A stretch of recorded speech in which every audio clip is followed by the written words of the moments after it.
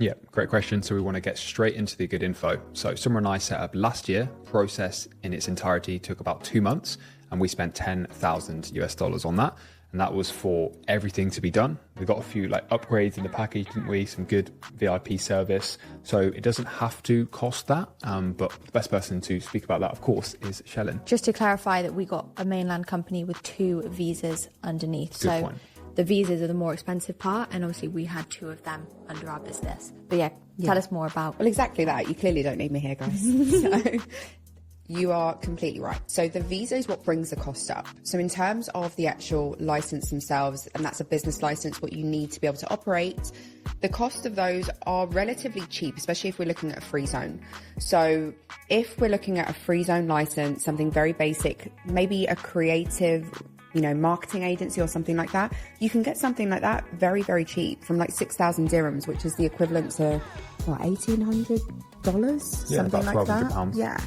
So in terms of the visas, it's just more that side of things that bring up the cost. So if you're planning on living here, or if you're not, but you want a local bank account, the visa is something that unfortunately we can't really avoid.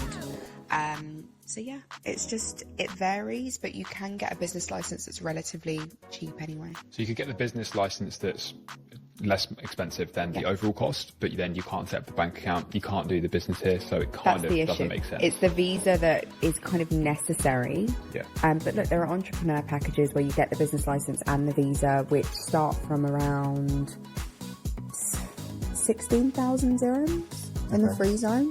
Again, that's not going to suit everyone because of the type of business, how they're operating, if they need more than one visa. But if it's a 1 visa package, then there are options which are relatively cheap. Next question for you, Shellen. Can you move an already trading company from the UK to the UAE? I mean, there are a few follow-up questions I'd obviously ask to that. What is it? What are they planning on doing? Closing that one, moving that over? But the short answer to that is yes. If you want to set up a subsidiary, a branch, or just replicate what you've already got going on, then absolutely. Following from that, somebody's asked me, how do I get a visa for Dubai and to live here without setting up a business? So there are quite a few options when it comes to getting a visa here. The kind of simplest one is an employee visa. So if you've been offered a job over here, you'll get your employee visa. They'll take care of everything, provide you with medical insurance, all of those kind of things. The other side of it is more kind of a personal route. So, investor visa, property. If you purchase a property and you want to go down that route, you can get a golden visa. There's something called a green visa, which has just been released. So there are other options when it comes to visas. But again, it's just going to depend on your circumstances. If you're an entrepreneur, if you've invested locally, what your income is, that there's going to be different routes and different options. But absolutely, you can get a visa without setting up a business. I wanted to ask you, because a lot of people, I feel, do social media. Yep. They're maybe influencers, or they have a social media business where they can work online. Maybe they're a graphic designer. What would be the best route for them? Would they set up a free zone company as a freelancer and trade under that? What would you recommend? This is a really difficult question to answer without having some more context. So it depends on who they're invoicing, who they're targeting, how they're going to be operating, where's the money actually coming from? Where are they physically going to be doing things? I know we had a bit more of a personal conversation about you guys and doing some filming here. So again, if they're planning on filming locally, they will likely need some external approvals to be able to do so. If they do go down that route, the free zone license is going to make it that much harder. So it really depends on the business. Right, so best thing to do is basically just contact you. Yeah. And then you'll give them advice on where to set up the business. Next question we had was, what was our biggest lessons that we learned from setting up a business here in Dubai? Yeah, so one thing I would say that I didn't realise would take so long was setting up the bank accounts. I do feel like it's known here that the bank accounts are quite difficult to do, but we applied for a few, then we had to go into the branch, and we finally did set it up, but that was definitely a lengthy process. Yeah, another lesson I would say is just knowing that there is yearly costs associated with running a business in Dubai. It's not just a one-time setup, but that's as to be expected. It's just your license renewal. It's very easy to get set up and maintain, and I think the costs again vary on what business type you have set up and how many people you have within that business.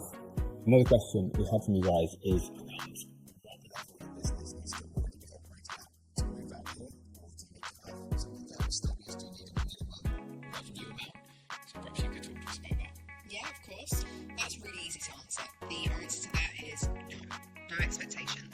UAE, with all its glitz and glamour, is still very much inviting and accepting, and very much has the platform for everyone at all levels. So whether you're starting up and it's a brand new venture, you've never had a business before, and this is your first time trying, you can definitely do that. If you are a Fortune 500 company, by all means, come over as well. Send us a message, definitely.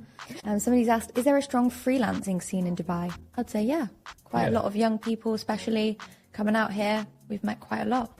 I think that's it, isn't it? I mean, a lot of these questions are geared at like the specifics of setting up, but when you're wanting to move somewhere, you've got to really think of why that is. And, you know, it's like-minded people, it's living within a culture and environment that you feel that you can both enjoy and really thrive in. And what we've found is opportunities are abundant here. Everyone wants you to do well. They want to see you do well, which is not necessarily the same as everywhere. You know, growing up in the UK, especially in a smaller town, when you start to have success, not everyone loves it.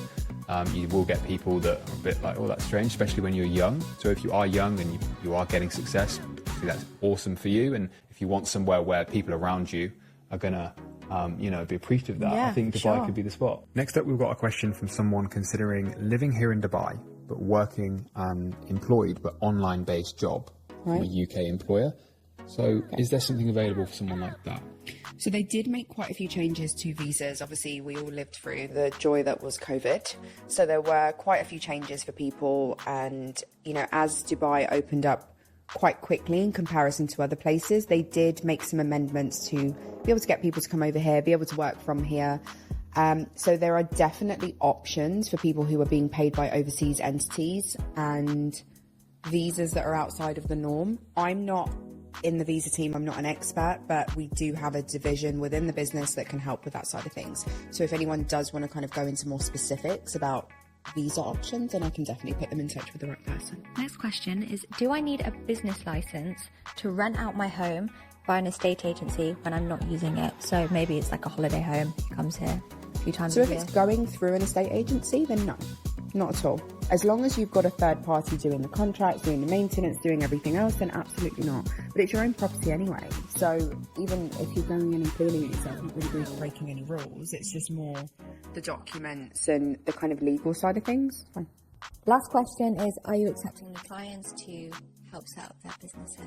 I mean, very short answer to that is yes, definitely. No, of course. A big part of our role is obviously consulting and bringing on more people and helping them expand into the UAE. So yes, if you need help, get in touch. We can definitely vouch of how good it is, because Matt and I did it all last year. And we just wanted to bring you here, Shalin, so you can give us all your expert advice. Because although we went through the process, we still don't 100%, we can't explain it super simply, can we? Yeah, we don't have the full authority to explain on it, and that's exactly why you're here. But it was really important to us that we set up the business. It's been a year since then. We need to try and do it ourselves before we recommended anything or before we provide it to you guys. So yeah, we hope you enjoyed this video. Thank you for having me, guys. No worries. And thanks everyone for watching. Make sure to like and subscribe. And also the Google form is down there if you do want to chat with Shalin on the phone, and she can advise you on which kind of direction is best for your situation. Yeah. Thanks again. Thank really you. Appreciate it. Thanks you guys for watching. Hit the like button if you enjoyed the video. Make sure to subscribe, and we'll see you guys in one of our next videos.